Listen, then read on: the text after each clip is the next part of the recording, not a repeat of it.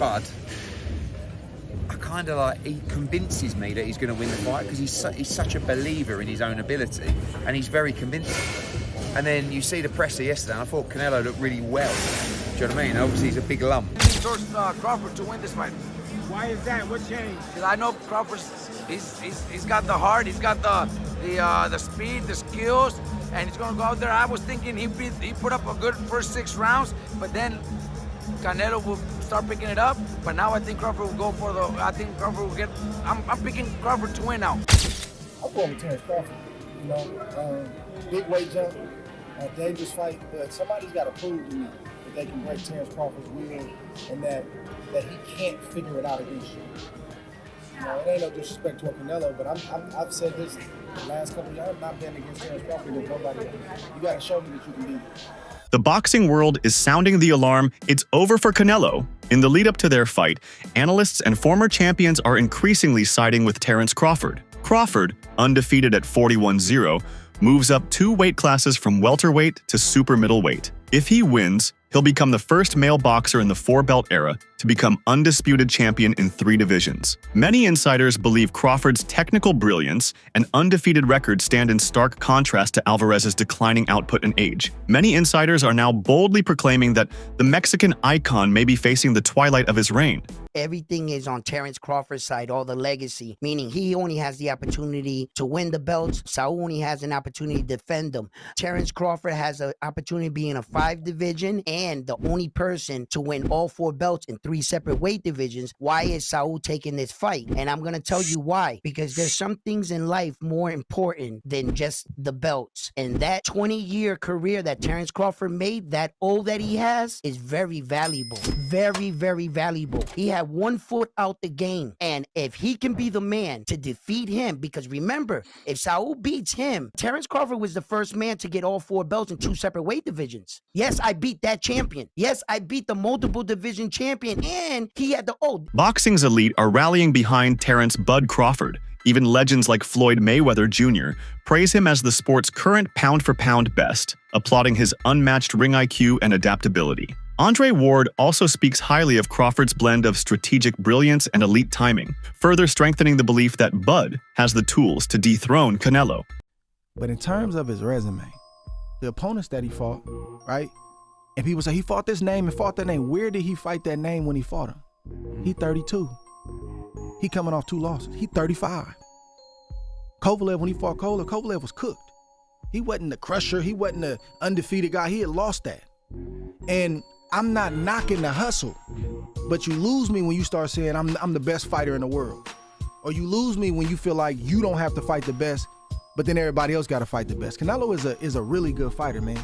But you don't really know how good you are until you fight the other best. Like even Dimitri Bivol, the dude you lost to.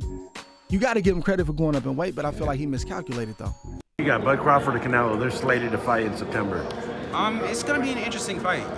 Honestly, it's kind of 50-50 in my opinion. Obviously, Canelo's got the weight and natural size advantage, but Bud's very technically skilled and sharp. Yeah. So it's going to be a good fight. Former unified middleweight champion Kelly Pavick offers a crisp game plan and applies relentless pressure from the opening bell. He urges Crawford to aim to control 3 of the first 4 rounds to disrupt Alvarez's rhythm and chip away at his stamina. Pavick notes that once Canelo is forced out of his comfort zone, he shows signs of fatigue around round 7, switch stances frequently from orthodox to southpaw to keep Canelo guessing, and make the Mexican great feel like he's always playing catch-up. Last year, in January 2024, stay in Canelo's ass a little early on, put Canelo behind, right? Even if it's 3 out of the first 4 rounds, because when Canelo has to fight, okay, when Canelo has to step it up, after 7 rounds, he starts to fade a little bit. We've seen that with Bivol. We've seen it in a lot of his fights with Triple G. You know, when Canelo could control the fight and the ring generalship, like, yeah, he could fight 12 rounds pretty good. But when Canelo gets pushed early on in the fight, he starts to fade muscle endurance-wise. So if I was Crawford, I would kind of stay in his ass a little bit on, you know, the early rounds and make him have to play catch-up in rounds 3, 4, 5. And then by round 7, that's where, you know, he could really step it up. Former 2-weight world champion turned analyst Tim Bradley backed Crawford over Canelo, calling Crawford's skill up there with the greatest, praising his speed, power, timing, and adaptability. Confident he would win even at super middleweight, Bradley goes on to reveal he knows a mysterious secret, giving Crawford the edge even though he refuses to elaborate. For Bradley, this isn't just speculation. It's a conviction that Crawford's skill set and adaptability will overwhelm Canelo, marking a potential turning point in boxing history. One more thing. It don't matter if Canelo is on that. He ain't beat no Terence Crawford. You heard it here first. Plus, I look at the performances of Canelo. I look at his last performances. I mean, they've been all right, you know. It ain't been like, you know, wow, you know, blew me away. So I'm not really worried about all of that. And the same thing goes with Crawford. I know he's with Snack, and I know some news came out this week and all of that, but I personally believe that Snack is clean. I think it's a conflict of interest, the fact that, hey, he knows how to beat the system, quote unquote, Victor Conte, but at the same time, I think Snack, you got products going around the world, this and that. I mean, all these athletes are testing. They're not testing anything or positive by using Snack at all. So I think they're safe. There's no doubt about it. So with that being said, I'm not worried about that. As long as they testing, I'm good. Canelo is so predictable, dude. You know a hook is coming. You know when the right hand is coming. You know he's going down to the body. He gives it away. There's a tail with him. There really is. And it's usually off the high guard. He comes in, he marches forward, then boom. Crawford's going to be able to see all of that. He's too knowledgeable inside the ring. His IQ is too high. If he can avoid the shots, avoid the big bum, and not get knocked out, he can outbox Canelo. It doesn't matter. He don't have to knock him out. He can outbox him, outpoint him. So that's my opinion, bro. That's what I think about it. Former two-division champ and trusted analyst Shawn Porter echoes those sentiments, praising Crawford's adaptability and precision. He admits that he is concerned about him absorbing a Canelo punch, especially throughout 12 rounds. Porter points out that while Crawford has weathered heavy hitters before, Canelo's power, relentless pressure, and brutal left hook camouflage pose a unique threat. He also identifies Canelo's tendency to slow down in later rounds, suggesting Crawford must survive early rounds intact to have a fighting chance. The others say, like, no, that's 2 more weight classes. Like, once he gets touched by Canelo, it's going to be different. I am concerned about him absorbing a Canelo punch, especially through the course of 12 rounds. We do know this about Canelo. He's going to slow down, you know. So I think, if anything, Canelo would try to start fast and bang on him and break him down before he gets later, and he's still got that kind of steam. But, you know, there's so many components that make a champion. There's so many components that make a great, a legend. It's just so much to go into. It's a conversation that lasts an hour easily when we talk about all of the components that Terence Crawford has, all of the components that Canelo have, and how we find how they even out and who trumps one another, you know what I mean? We tried to do that with Errol Spence and Terence Crawford, and we see how that panned out, you know what I mean? So talk about conditioning. It ain't no secret. We all can look and say, yo, right around 9 rounds is when Canelo starts to really decline in his punch output. Statistically, look at it. His punch output just significantly dives. This fight, what we didn't see from Canelo, because he didn't have to do it, we didn't see him fight in spurts. He's going to fight in spurts against Terence Crawford. That's right. Terence is going to challenge him both offensively, defensively, and also not only challenge that, but challenge that gas tank. That's very much. See, that's what I'm saying. You don't have to question Crawford. You don't have to question him. And what do we know about Bud? Bud got it at the end of the fight. Stephen A. Smith predicts Crawford will outpoint Canelo with movement and ring IQ. In Andre Ward's All the Smoke podcast, Stephen A. Smith delivers a bold prediction that Crawford will beat Canelo Alvarez by decision. He admires Canelo's greatness and knockout power, but believes Crawford's speed, movement, and technical versatility, especially his jab and ability to switch stances, will enable him to outbox Canelo over 12 rounds. Smith emphasizes that while Canelo is accustomed to the weight and carries formidable power, outpointing him through boxing IQ and agility is the true path to victory. You know what, I think my initial reaction would be to say that I think that Crawford would be the superior boxer, as great as Canelo is, as seasoned as he is, with 65 fights, if I recall, on his record. I think boxing-wise, he's going to give Canelo fits. I don't believe he can hurt Canelo. I just believe that Crawford hasn't been in the ring with anybody this powerful. Again, Crawford is the superior boxer. But if he can't hurt Canelo, you can't keep him off of him. He says it's a legacy fight. And he believes he can do the same, and he wants to do the same against a fighter the caliber of Canelo Alvarez, which is why we haven't really seen him in the ring against anybody else. Fortunately, that's the business of boxing.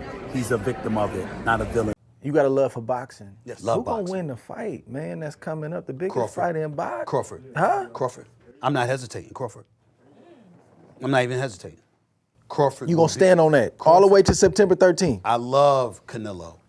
Crawford will beat Canelo. Crawford will beat Canelo by decision. I can't see anybody knocking out Canelo Alvarez. But I do believe that if you can box and you can move, that you can beat Canelo. You can outpoint him. That's right. When I think about Canelo, one of the things that I don't like about Canelo, despite his greatness, and a neck as wide as Broadway for crying out loud. Right. It's like almost every shot has to be a power shot. It's a power shot, yeah. That's not beating Crawford.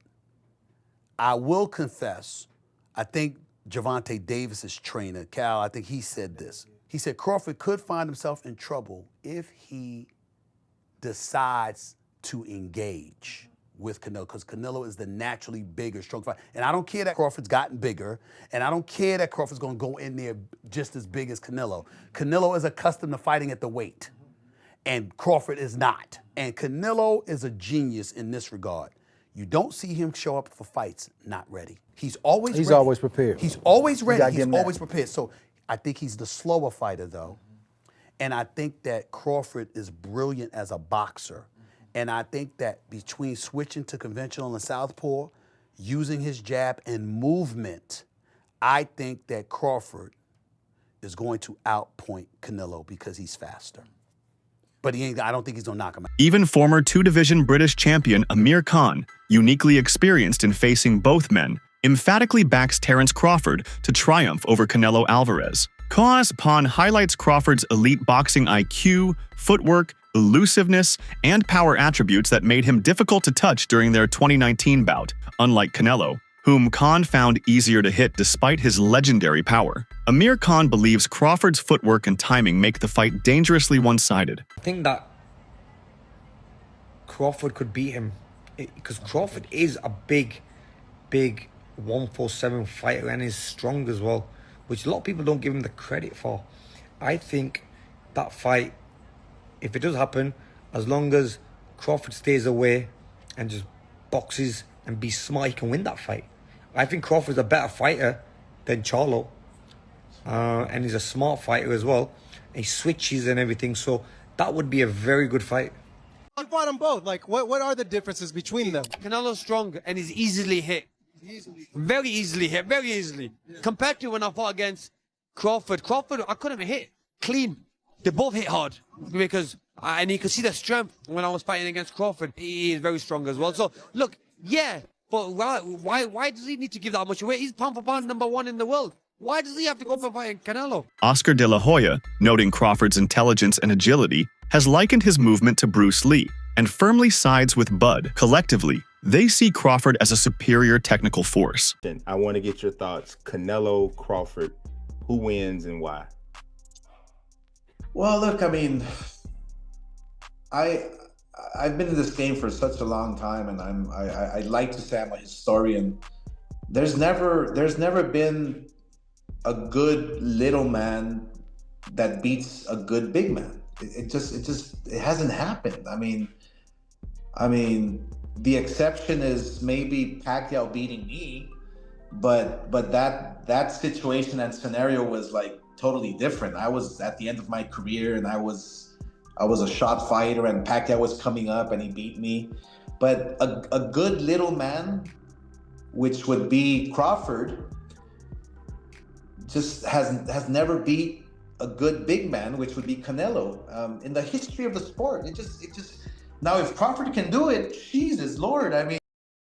On the Joe Rogan Experience, legendary commentator Jim Lampley delivers a ringside-worthy breakdown of the looming Canelo versus Crawford showdown. He spotlights Canelo's near-unbreakable chin, attributing it not to mere toughness but to his equestrian training that's built ironclad lower body strength. Simultaneously, Lampley heaps praise on Crawford, likening him to a modern-day Sugar Ray Robinson. admiring his balance, power, and all-around mastery. Lampley frames the bout as a monumental chess match, pitting Canelo's physical resilience against Crawford's refined skill set, making it not just a fight, but a defining moment in boxing. Uses strength and conditioning. There's very few fighters that just train using skill, just train skills. Like George St. Pierre did that for a certain period of his career. I wonder if there's anybody left in boxing who trains just using the gym skills. There were a lot of them when I was first involved in the sport who would never have touched a weight. Right. You know, they subscribed totally to the notion that that was negative. Right. And the worst case, I mean, they definitely did calisthenics, but that was it. It was just body weight exercises, you know, which brings us to Crawford, which I think is really interesting. The Crawford-Canelo fight. Beyond interesting. Fascinating. Fascinating. Because how does Crawford compete with that size? And, you know, we have to recognize, okay, well, when Canelo fought Floyd, it was 152 pounds, right? So he had dropped down, which was a struggle for him, which is why Floyd was so brilliant in getting him to go down to 152, because he knew he would be drained. Was it 52 or 54? Undefeated light heavyweight David Benavidez dissects Canelo versus Crawford with nuanced insight, while acknowledging Crawford's elite boxing IQ and adaptability, labeling him a great fighter with legitimate knockout potential. Yet, Benavidez cautions that stepping up 2 weight classes isn't trivial. Crawford felt the power at 154, and facing Canelo's physicality at 168 could be a whole different story. Ahead of the super middleweight super fight, Terence Crawford, does he have an opportunity to beat Canelo? I think if anybody has a chance to beat Canelo, I think it's Terence Crawford. His IQ is on another level. He's a great fighter, and he's strong. It's just that it's a lot of weight. I wouldn't be surprised if Terence Crawford wins. Wouldn't be surprised if he loses either. Terence Crawford, when he went up against the best opposition, like Errol Spence, he showed what level he's on, what type of dog he is. I don't know. You really have to let these fights play out to see what happens. He might get hurt. That might activate him to come back strong. Could you still make 68? I don't want to make 68. No, I know you don't. Terence wins 68. Yeah, well, if that's, yeah, I can make 168. revered trainer Derek James issues a clear warning to Canelo: speed will likely decide this fight. James emphasizes that Crawford, being the smaller man, brings superior hand and foot speed qualities that he must preserve to stay effective. In his analysis, James asserts that while Canelo must rely on timing, any lapse could mean he's trailing Crawford all night. The bottom line, Canelo must be the bull, punching with precision, because when Crawford moves at full pace, he'll constantly be a step ahead. I think both guys have great attributes, right? That, you know, they do, and I think they have great attributes, and I think that, so you're looking to possibly see a great matchup, a great fight. And one could be an intellectual fight from Crawford, smart, intelligent fight. And I think, you know, Canelo probably has to be the matador in this one. He has to be the what? Matador, yeah. Matador, yeah. Yeah, you know. Brian Bomac McIntyre doesn't hold back. Canelo knows how to lose, he says, pointing to Saul's 2 past defeats and claiming that when he hits a wall, he'll simply bow out, something Crawford, undefeated and tactically sharp, would never do. Bomac credits Terence's ring smarts and adaptability, insisting he'll exploit Canelo's limits with precision and persistence. He sees no weakness in stopping the cinnamon red menace, predicting Crawford will seize control mid-fight and finish strong. In Bomac's view, this isn't just a matchup, it's a blueprint in which Canelo's know-how for defeat meets Crawford's blueprint for domination. Terence and the team, and we know where we need to be by the time we step in the ring. You know, we got the doctors and the scientists and nutritionists and everybody that's in camp that's going to do their part to get where we need to get. How much more power does he have? He got some thudding power up there, and we're just going to sustain it for 36 minutes. Why do you believe you've got what it takes to come up 2 divisions? Like I told the other guy, skills pays the bills. You got to have skills, man, to be going up there to fight somebody like that.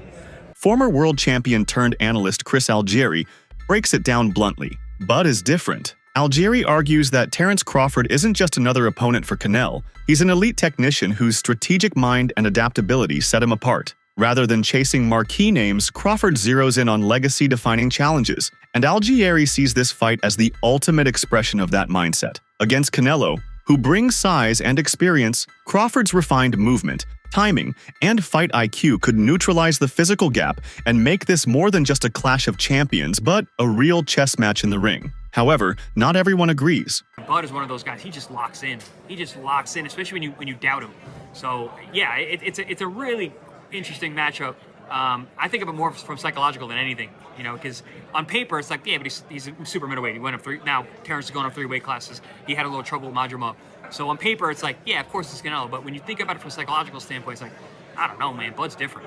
Renowned trainer Abel Sanchez issues a stark verdict on the impending showdown. Canelo will overpower a smaller Crawford. Calling the fight ridiculous, Sanchez stresses that Crawford's size disadvantage at 168 pounds, 2 divisions above his norm, means he'll suffer under Alvarez's relentless body and arm assault, suggesting a stoppage somewhere between rounds 9 and 12. He believes that while Crawford may flash early hand speed, Canelo's strength and experience will turn the fight into a one-sided beating, potentially ending in a knockout or lopsided decision. In Sanchez's eyes, this bout is less a contest and more a rout in the making.